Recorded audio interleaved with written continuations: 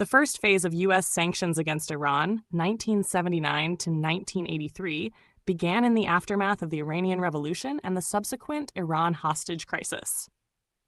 In November 1979, under President Jimmy Carter, the United States imposed its initial sanctions by banning oil imports from Iran and freezing approximately $12 billion in Iranian assets under U.S. jurisdiction.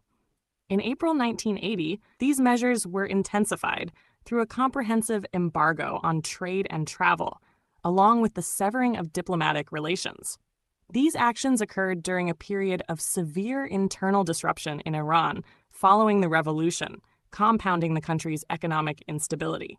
At the same time, global oil prices were low, which significantly reduced Iran's export revenues. Combined with domestic economic mismanagement and revolutionary upheaval, the sanctions contributed to a sharp economic downturn. Iran's economic growth, which had averaged around 9% annually between 1960 and 1976, declined dramatically to between 3% and 5% from 1977 to 1980. The sanctions, particularly the freezing of financial assets, restricted Iran's access to foreign currency, making it difficult to finance imports and stabilize the economy during a critical transition period. The United States also attempted a military solution to the hostage crisis through the failed Operation Eagle Claw in April 1980.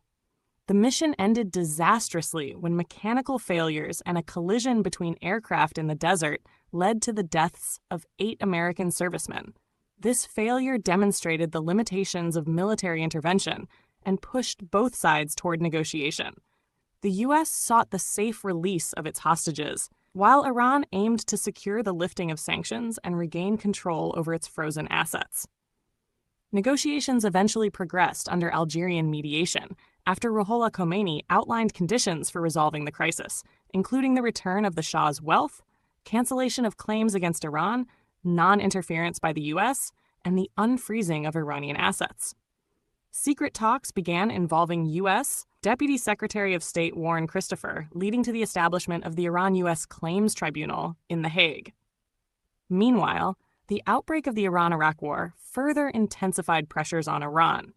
In January 1981, the hostages were released, and the U.S. lifted the freeze on Iranian assets.